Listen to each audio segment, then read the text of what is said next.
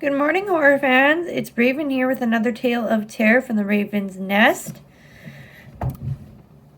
And today's tale of terror is going to be hella spicy. Before I get into trigger warnings and all that, I apologize for the late upload.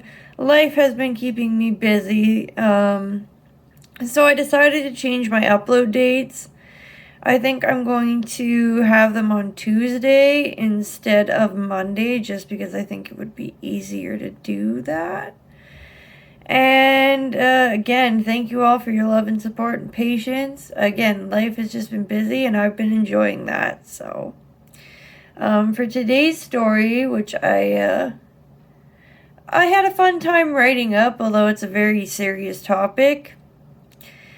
This is very true crime inspired. If you know anything about the Highway of Tears, then you would know this is a real Canadian horror story that is still going on, unfortunately. This is inspired by that. It is not based off an actual case or anything like that, however. So heavily inspired. This is going to have unaliving, serial killers, blood, gore, fear elements, just a general grim atmosphere. If any of this sounds like it's going to be too heavy for you, of course, feel free to check out any of my other videos or anything else on the World Wide Web. Horror should be for everyone. If you're still here, let's go. The Hunted. The highway has always been a place of lost souls. People die in fiery accidents. A playground for serial killers. The immense beauty of its lush boreal forest, skies full of birds, babbling brooks, and mighty rivers overshadowed the promise of death. There isn't much transportation up here, minus an overpriced bus only making certain stops.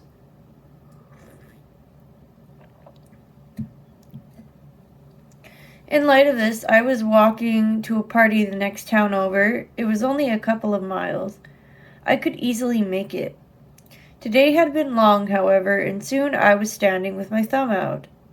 It wasn't long till a man appeared with glasses and a rosary on his dashboard. The conversation was sparse and awkward. I remember not arriving to the party. Nightfall had come. I had heard the rustling of woodland predators looking for food. I pulled myself out of a watery ditch and realized I must have bailed on the creep. He must have scared me, so I fought my way out of his car. It was at the end of a logging road nestled among the lonely pines, and a disquiet grew in me. I recognized the road wasn't far from home. I'd have to walk along the highway to get home, and chances of running into that sketchy man again would increase. A thought which made my bones shake in fear. I can't let him find me. Whatever he intended to do, I narrowly survived.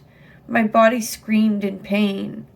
Home was so close. I could run along side the road in the woods and not be seen. I slowly made my way up into a sleepy little town and saw my home. He wasn't going to catch me. I can report him. I'm still alive.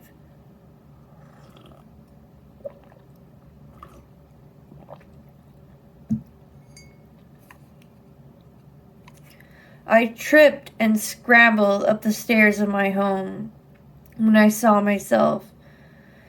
My head wounded severely, my face mangled, my limbs bloodied and bruised. I can see my own brain. Suddenly it starts coming back to me. He takes a hammer to my face, to my legs, everywhere. My leg almost broke, hanging on a bone by a thread, or had the bone hanging on by a thread. No one could have survived this. I don't think I did. I don't want to die in a waterlogged ditch. Was this a final nightmare? I don't want to die. I'm not ready. I'm not ready. And there you go. That's The Hunted. I hope it does a little bit of justice to show you some of the horror and some of the things that happen on the highway. I do have a longer version coming out at some point. Like I said, this is all inspired, not an actual case. But yeah, I have a longer version I intend to come out at some point. I really hope you enjoyed it as much as I enjoyed making it. A taste of some Canadian horror, I guess. Please don't forget to hit that like, comment, subscribe, tell a friend. All of that really helps this channel. I'll see you next week starting on Tuesday instead of Monday. And I'm looking forward to it. I hope all of you are as well. Take care, horror fans. Stay spooky.